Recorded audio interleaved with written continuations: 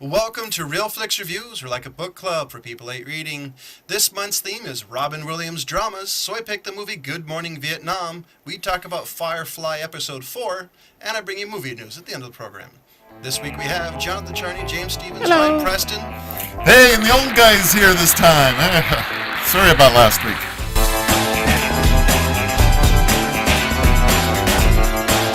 So James, what's this movie about? Well, according to IMDb, it's about an unorthodox and irreverent DJ begins to shake up things when he is assigned to the U.S. Armed Service radio station in Vietnam. And that does not have a comma anywhere. Poor grammar should be shake things up. Welcome to This Week in Grammatical Errors. Right back to standard IMDb. Anyway, I enjoyed this movie, and I did. I like it, even though the fact that according to the real Adrian Cronauer, this movie is only 45% accurate, which is highballing it. But I enjoyed it. With Robin Williams being funny. Yeah, it was just him doing his thing. Well, it was a delivery method for his brand of comedy. Is pretty much what it was. Well, every time he was on the air, every bit of that was ad-libbed.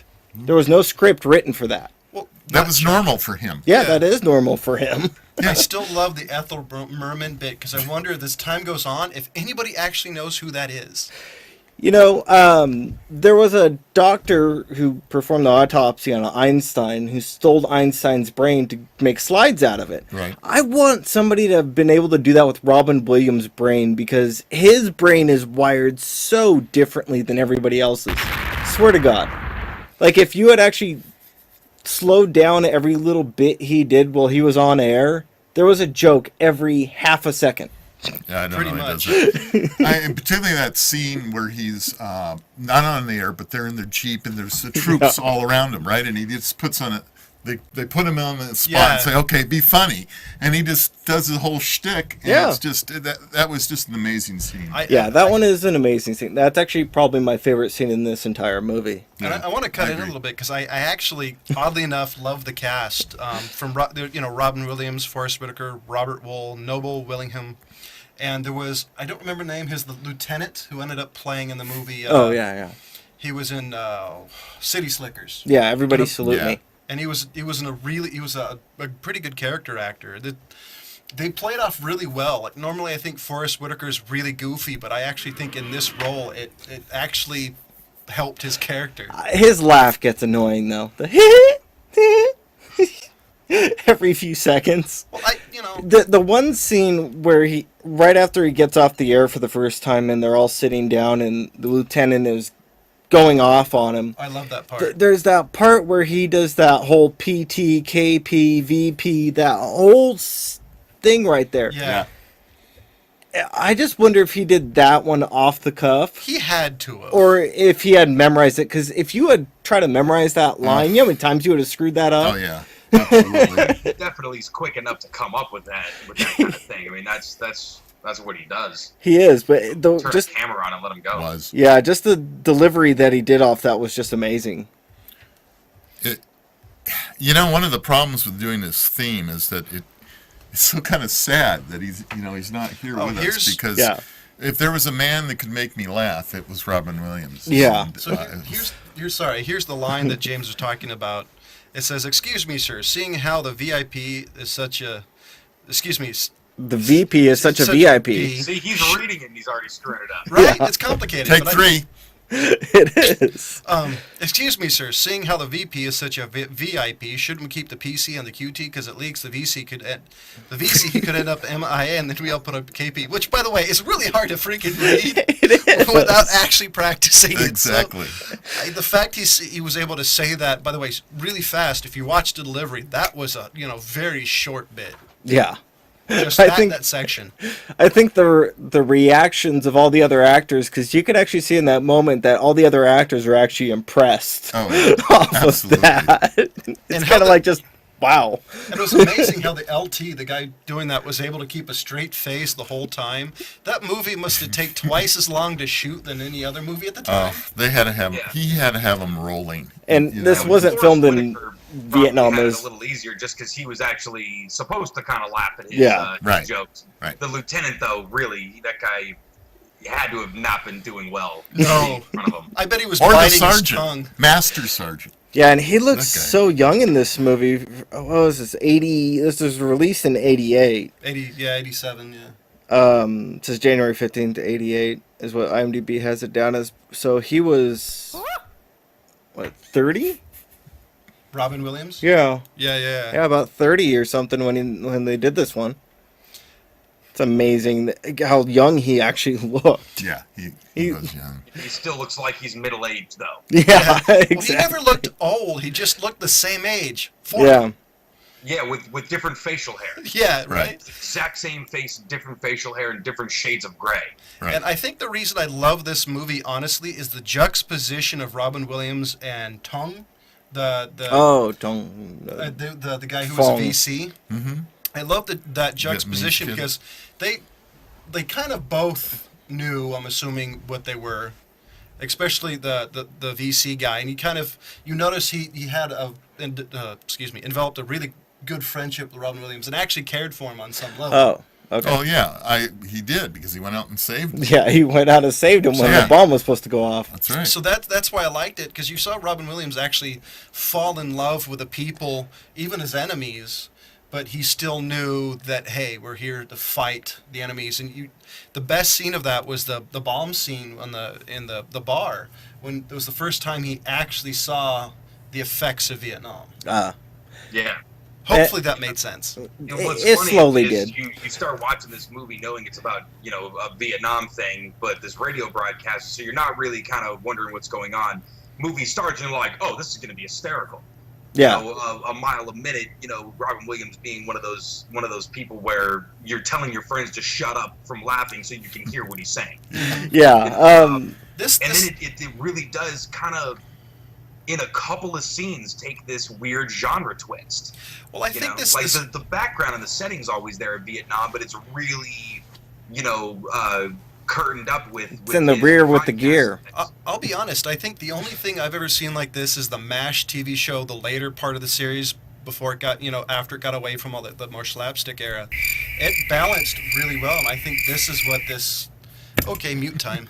I think this is what this actually fit, was able to, in a serious background, have bits of comedy and yet still show the very deep emotion of it. Yeah. Yeah, it's. I think it's because all of those moments, the hysterical first half an hour of the movie. And this really was does also set you this was up also for his. for the Sorry, goes on, our phone a friend also said this was also his first Academy Award nomination. Robin Williams. Yeah. Yeah. Oh, okay. Not Yeah, friend. that makes sense. The other thing is that not only do you get to see Robin Williams kind of do some drama and comedy in the same bit, but you also get to see him fight. This is one of the rare times where you actually see him That's fight right. That's in right. film. Surprisingly, you used his head. Which I thought was You funny. know. But yeah, you're right. There Only is- worked once. It did only work once.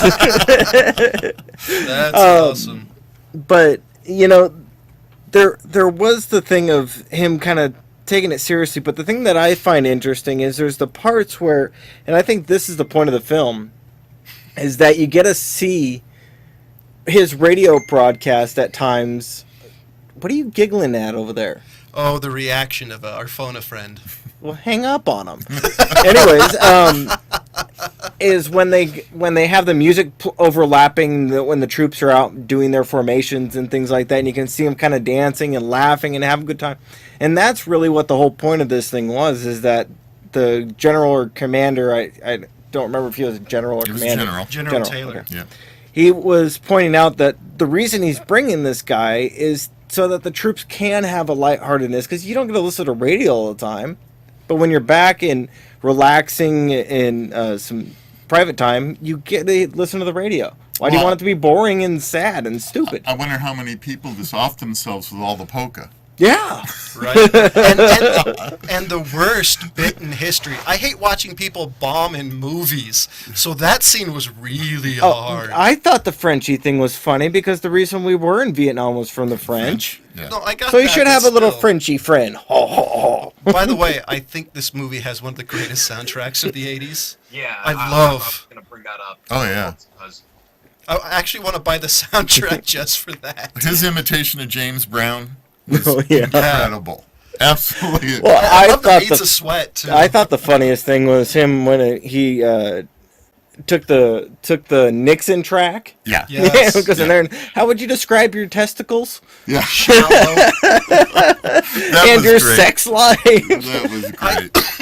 The tape was great. I wonder how much of this, like, if any of that actually happened in the real Vietnam. I Probably not. doubt it because Adrian Cronauer, the real Adrian Cronauer, is actually quoted saying that if he did half the stuff that Robin Williams did in the movie, he would have been discharged. Oh yeah, Which he wasn't. He was actually, his time on tour was actually up, so he I guess got let go. I guess specifically I meant the music.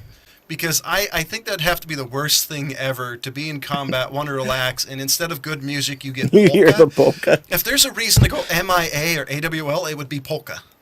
No offense to everybody. Exactly. Yeah. Might start a third World War. I don't know.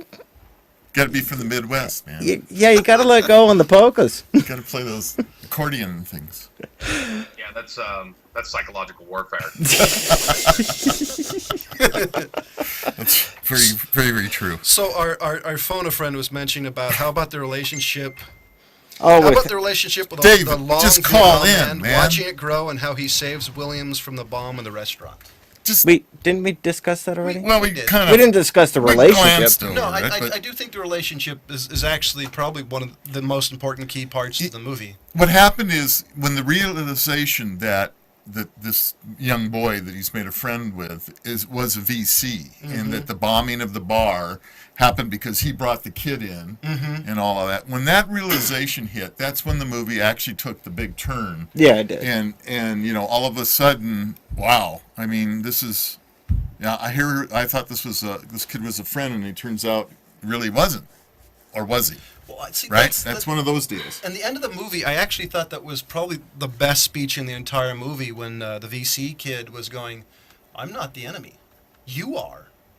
Yeah. And I thought right there that was the greatest speech, because that's not something you would expect to hear, and especially in an American movie, But- about how we were kind of the enemy in some Well, in a ways. Vietnam movie, no, that's not unusual. But it Especially with Hollywood.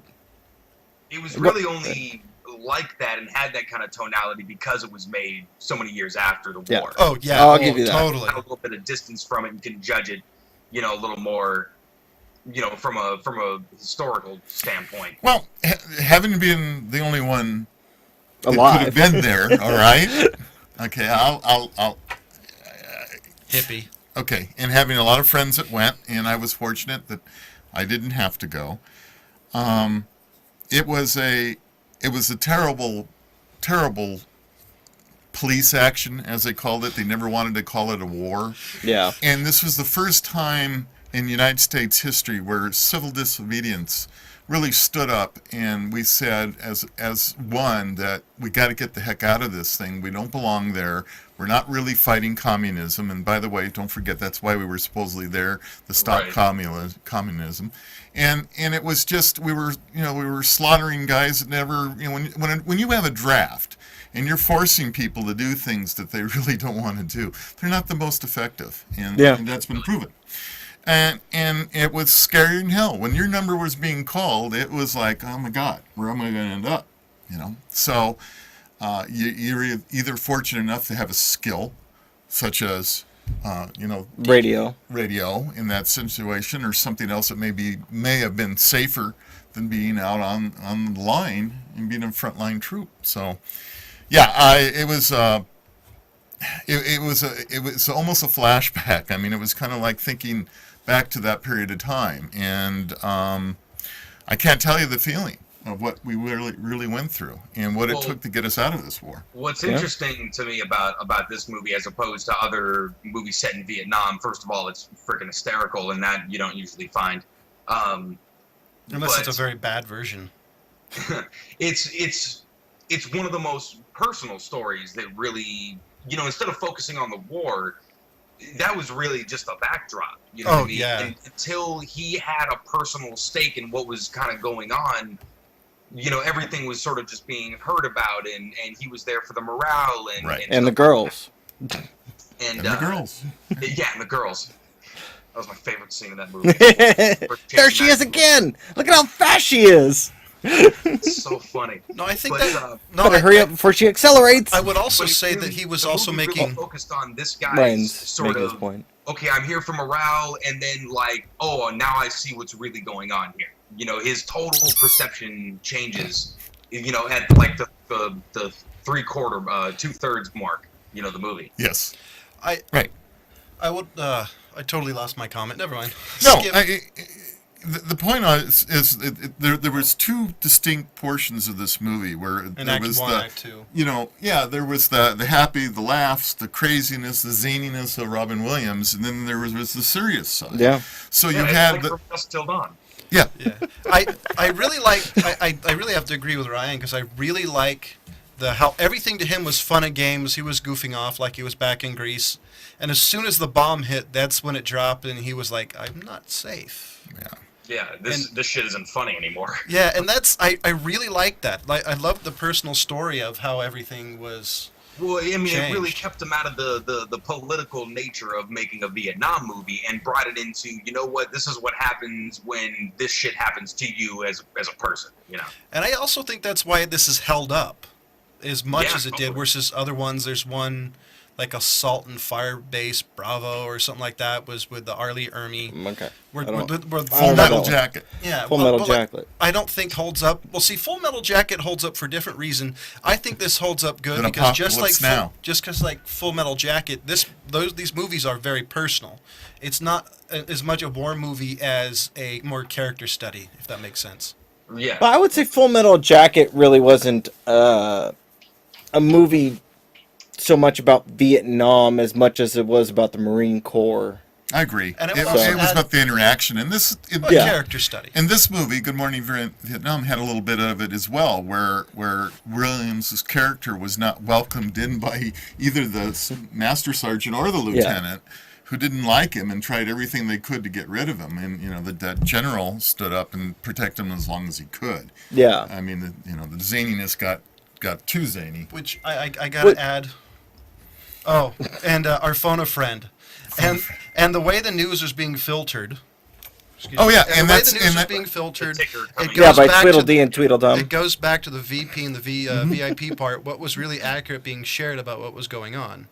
No, that's true, and that's exactly what did happen. The news to the troops was being filtered. Yeah, well, you don't want troop morale to drop.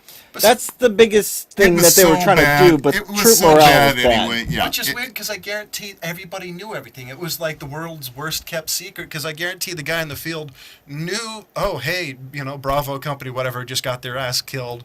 Well, they knew stuff was happening. They didn't know it all. No, they kept it but they had to know in a something. compartment. Each area is in each mission. They had to know enough to realize, the guys in the field had to realize this ain't going as good as they say it is. Well, and not only that, but as soon as as soon as those rumors circulate, that shit gets blown, way bigger than it really is. So it's the telephone game. Yeah, it's the telephone game, Yeah, I like the thing of when he's on the air and he's messing around and he just kind of goes, and he has that, I forget what that was supposed to be. I don't think it was supposed to be Gomer Pyle when he was talking to, I think it was supposed to be the Army, but he says something along the lines of, I heard you have a pot problem in Vietnam. We don't have a problem. Yeah. Everybody has it. Yeah. Exactly. I also want to add our phone friend. The comment was they did not want to paint a true picture of war for the fear of what it would do to the troops back in the States. Yeah. True. And I would also add, we all knew the first war that was really televised. Yeah. Dave, I don't agree with you on that. And I also want to say I love this movie's incredibly quotable. Honestly, my favorite quote is really at the end of it, when Adrian Cronauer is basically getting told, "You're gonna leave, or or something, but it was the. Oh, Do you want the phone number? sorry. It says the comment. The great quote was, "You are in more dire need of a blowjob than any white man in history." Yeah. I love the quotes in this movie. If you haven't seen it, go watch the movie and look up the quotes, because sometimes you miss it because how fast the Well, I was going going to write some down. There was a couple in here that I really wanted to do that he was doing off the cuff as he was talking on the radio. And the pot one was just the one that kind of stuck out at the end. But yeah, there's a bunch of just amazing quotes, and that's the big thing about Robin Williams. When he's doing the ad lib, when he's playing off the cuff, and he's having a great time, there are so many quotes that you can't keep up. And I've never seen a man be able to play off himself before, which, by the way, is an amazing feat. So, James, what do you give this movie? Sorry, I was kind of contemplating you watching a man play with himself. I said playing off himself, you jerk. You did say that. You did say off. Anyway. So, what do you give I give it a 3. This was a solid 3. Ryan?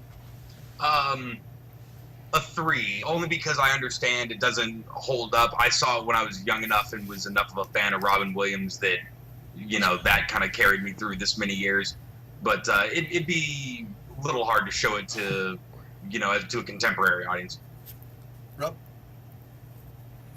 I'm just trying to digest Ryan's comment. I'm going to give it a 4. Oh. And probably more because I could relate to it more than you guys can, and the seriousness of it and the interpretation that Williams was able to bring to this movie for me, and it's just his incredible sense of humor and his ability to do what he does. Yeah. Just that, for me, that alone, it's a 4.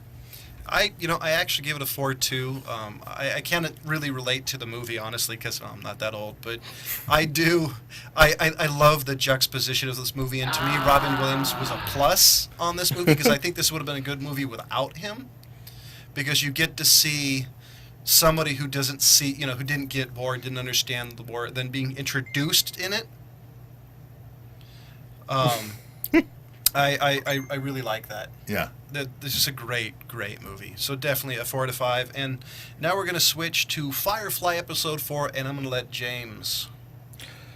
Well, actually, technically, I have to do an apology for the last week. We did not actually follow the way that it's in the box set. We actually did, I guess, the way that it was released.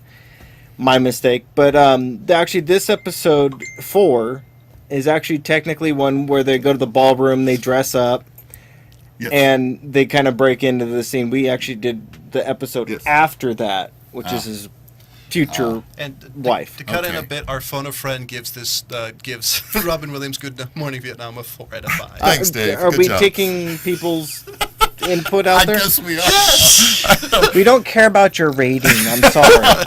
Hey, anyways, back to Firefly. Back to Firefly, that's right. Only for a little longer. Yeah, so this one is one where and I think this one really shows how Malcolm Reynolds can be a jerk. Okay. And I really think that's really what this episode is. It shows his lack of sensitivity. Yes, but I think audience doesn't. I would add, I think it's insensitivity due to the fact he realizes that they need money. So it wasn't. I think he just wanted to get the job and get over and done with. Yes, versus he just did. Be a jerk to be a jerk. But he was being insensitive to his fellow crewmates. True. Yes. Which he did try to make up for later on. By defending her honor. Well, no, buying the dress. We're talking about Kaylee, not the horse. I know. And Kaylee, and I guess that was kind of a turning point for him when he realized that, oh my gosh, I really did hurt her feelings. And yeah, I think once he realized that, he came back and was kind of like, all right, yeah. I think it was the dress. Sorry, and I would also say to the companion.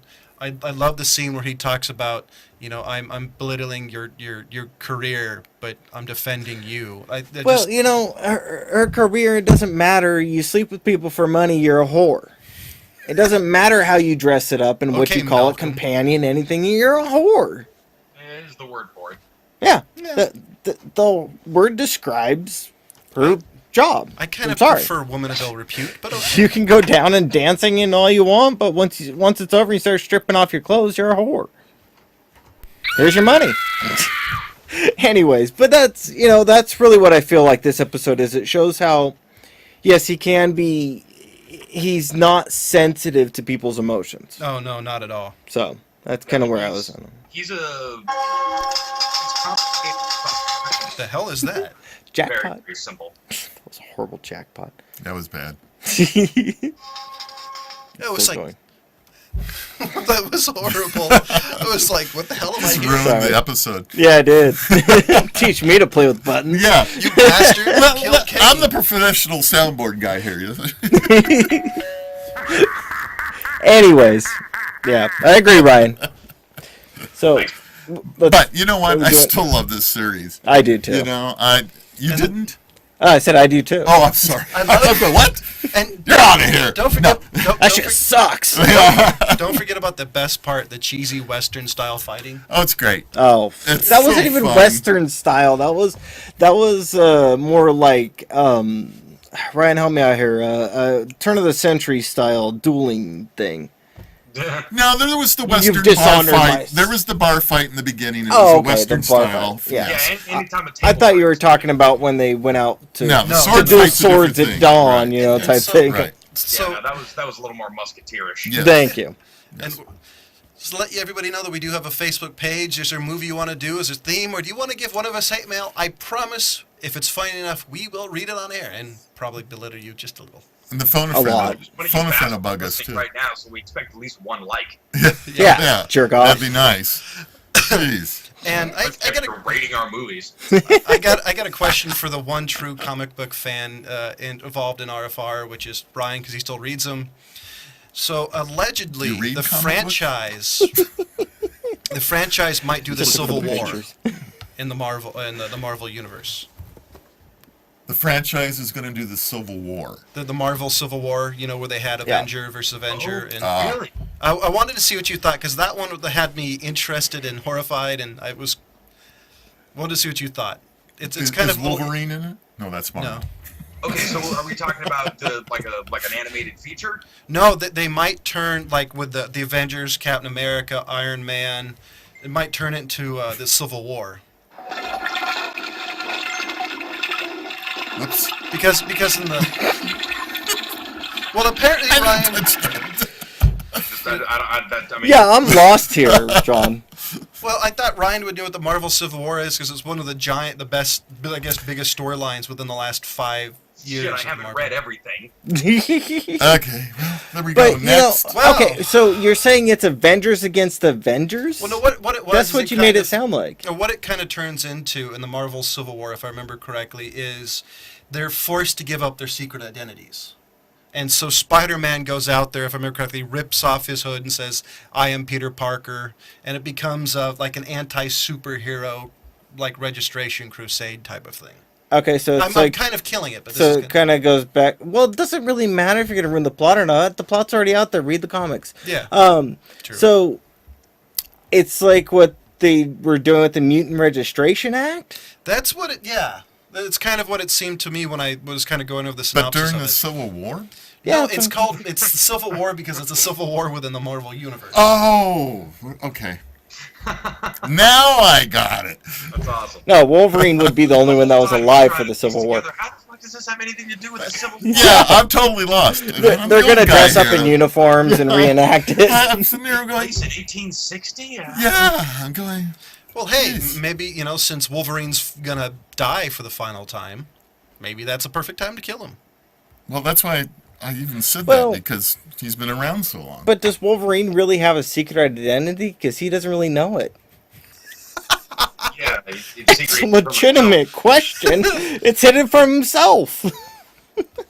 Wow, that's What? It's true. That's true. Anyways, Well, okay, so what a way to wrap up the show. Thank you, John, for all that wonderful news. do we have more? Or was that it? wow. That's you guys are kind of jerks, man. You're Well, horrible. the audience is dying. I haven't heard a ding from the phone a friend in for a while, so He's- obviously we he's- lost him too. So No, he's probably still there trying to figure out what the hell I was talking about. He's just not talking That anymore. wasn't me, buddy. Put me back. Know your place. Go to your place. So What is that? So I said know your place. Oh, so know your apparently, since I really butchered the one news that I was hoping Ryan would kind of carry me on, so Ryan failed and I miserably Yeah, failed. thanks for just Yeah. throwing it. Throwing you under the bus. We need a pre-show show is what we need. And Or we need an after-show show. Watch out for that oil leak. Maybe it's the pomade in his hair. So next week is James's pick. So, I decided that there's a lot of great Robin Williams films that he did drama in, like Insomnia, and a few other ones. But, I decided that I was going to go with one that I had never seen. And supposedly, as far as I know, that it's more drama than comedy, but Toys. Oh, wow. Gosh. I forgot about that movie. Really? How can I you- saw it. How can I've you- never seen it. How can you forget about Toys? I don't think I've ever seen it either. Wow. Yeah. Seriously? Whoa, wait. I was expecting John to not have seen this one. You No, haven't seen I Toys? don't. It's Robin freaking Williams. Of course I've seen Toys. So anyway, Under Yeah. my radar. yeah. And by the way, And this I'm aware of the film. And- I don't think I've ever seen the movie. by the way, LL Cool J is in this movie. Woohoo! Well, now I can't wait. Of course. I know, that's kind of what I'm thinking. Hey. Can I like change that it man. now? No, No. CIS Los Angeles. I Nope, like too him. late. You picked it. I'm down. I Please. actually am interested enough to see this film, so. Well, Yeah. That's good. So, ladies and gentlemen, I gave... The hell was that? That's yours pick. A gong? The gong. Is the gong show now? It's the gong. See, that's him. Jeez. Welcome to This Week in Sound Effects. So I gave the movie Good Morning Vietnam a 4 out of 5. James gave it a 3 out of 5. Ryan gave it a 3 out of 5. Rob gave it the correct 4 out of 5. Next week's movie is Toys and Firefly Episode 5. Yes, which is actually the wife episode. And as usual, we'll see you next week. Thanks. Goodbye.